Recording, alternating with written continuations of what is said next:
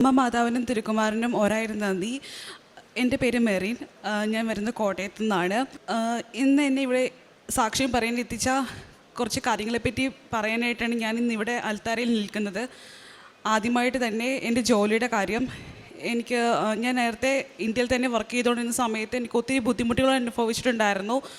ആ സമയത്ത് എനിക്കൊരു ഓപ്പർച്യൂണിറ്റി സൗദിയിലേക്ക് വന്ന സമയത്ത് ഇൻ്റർവ്യൂ അറ്റൻഡ് ഒക്കെ ആയി, ഇൻ്റർവ്യൂ പാസ്സായി.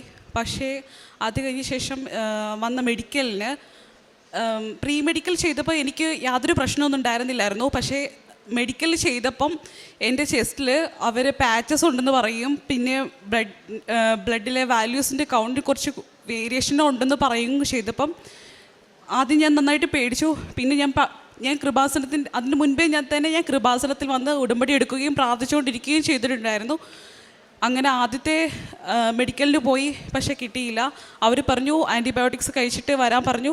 അങ്ങനെ രണ്ടാമത്തെ തവണയും പോയി, വലിയ കാര്യമായിട്ട് മാറ്റമൊന്നും ഉണ്ടായിട്ടില്ല. പിന്നെ മൂന്നാമത്തെ തവണയും പോയി.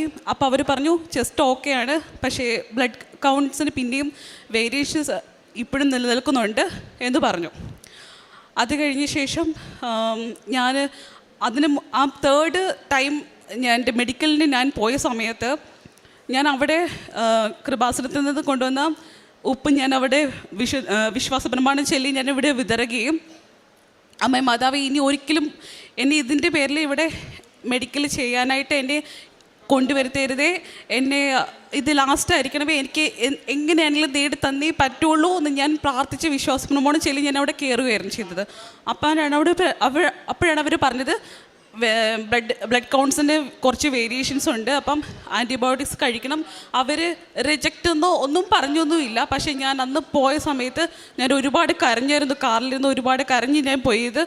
അത് ഞാൻ നൈറ്റ് ഡ്യൂട്ടിയും കഴിഞ്ഞ് ഉറങ്ങാതെയും കൂടിയൊക്കെയാണ് ഞാൻ അവിടെ മെഡിക്കലിൽ പോയത്.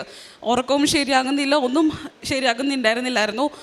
അത് കഴിഞ്ഞ് എനിക്ക് പിറ്റേ ദിവസം എനിക്ക് ഓഫായിരുന്നു. ഞാൻ ഉറങ്ങിക്കൊണ്ടിരിക്കുന്ന സമയത്ത് എൻ്റെ ഏജൻസി എന്നെ വിളിച്ച് ചോദിച്ചു, നീ പറഞ്ഞത് മെഡിക്കലിൻ്റെ ഒന്നും ശരിയായില്ലെന്നാണല്ലോ പറഞ്ഞത്, പക്ഷേ ഞങ്ങൾക്ക് മെയിലിൽ വന്നു നീ പാസ്സായിട്ടുണ്ട്, നീ ഫിറ്റാണ് മെഡിക്കലിനെന്ന് പറഞ്ഞു. അത് കേട്ടപ്പോൾ ഞാൻ ശരിക്കും ഞെട്ടിപ്പോയി, ഇതെങ്ങനെ ഇങ്ങനെ സംഭവിച്ചു. അപ്പോൾ ഇതിൻ്റെയൊക്കെ അടിസ്ഥാനം എന്ന് പറഞ്ഞിട്ടുണ്ടെങ്കിൽ ഞാൻ പ്രാർത്ഥിക്കുകയും ചെയ്യുന്നുണ്ടായിരുന്നു, പ്രത്യക്ഷീകരണ പ്രാർത്ഥനയും പിന്നെ മാതാവിൻ്റെ തൈലവും ഉപ്പും എല്ലാം ഞാൻ ആവശ്യ സമയത്തുകളെല്ലാം ഞങ്ങൾ ഉപയോഗിക്കുന്നുമുണ്ടായിരുന്നു. മെഡിക്കലിന് പോകുമ്പോഴും കാശ് രൂപവും എല്ലാം എൻ്റെ കയ്യിൽ കൊണ്ടുപോവുകയും ചെയ്യുന്നുണ്ടായിരുന്നു. അത് കഴിഞ്ഞ് പിന്നെ രണ്ടാമത്തെ കാര്യം എന്ന് പറഞ്ഞിട്ടുണ്ടെങ്കിൽ സമയമില്ലാത്തത് കാരണം പ്രോമെട്രിക് എക്സാം എനിക്ക് നാട്ടിൽ നിന്ന് തന്നെ എഴുതിക്കൊണ്ട് പോകാൻ പറ്റിയില്ലാത്തൊരു സിറ്റുവേഷൻ ഉണ്ടായിരുന്നു. ഞാൻ സൗദി ചെന്നിട്ടാണ് എഴുതിയത്.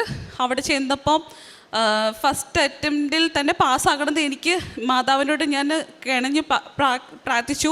ഞാൻ എക്സാം സെൻറ്ററിൻ്റെ ഫ്രണ്ടിൽ ഞാൻ വിശ്വാസ പ്രമാണം ചൊല്ലി ഞാൻ ഇതുപോലെ ഉപ്പ് ഞാൻ വിതറുകയും പ്രാർത്ഥിച്ച് ഞാൻ കയറുകയും ചെയ്തു. എൻ്റെ റിസൾട്ട് വന്നപ്പോൾ ഞാൻ ഫസ്റ്റ് അറ്റംപ്റ്റിൽ തന്നെ നല്ല മാർക്കോടെ ഞാൻ പാസ്സാവുകയും ചെയ്തു.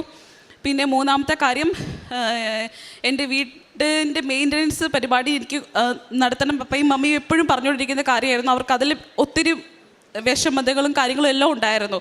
അപ്പം ഞാൻ എൻ്റെ നിയോഗത്തിൽ എഴുതിയൊരു കാര്യമായിരുന്നു, എനിക്ക് വിദേശത്ത് പോകുന്നുള്ള വിദേശ ജോലിയും അതുപോലെ തന്നെ വീടിൻ്റെ മെയിൻ്റനൻസും ഞാൻ വീട്ടിൽ വരുന്നതിന് മുമ്പ് 1 വർഷത്തിനുള്ളിൽ പണി കഴിയുകയും നല്ല രീതിയിൽ അത് പൂർത്തീകരിക്കാനും സാധിച്ചു. ഈ അനുഗ്രഹങ്ങളെല്ലാം നേടിത്തന്ന അമ്മ മാതാവിനും തിരുക്കുമാരനും ഒരായിരം നന്ദി സമർപ്പിക്കുന്നു. ഇപ്പം നാഹൂം പ്രവാചകന്റെ പുസ്തകത്തിൽ നിന്ന് 1-ാം അധ്യായം 7-ാം തിരുവചനം.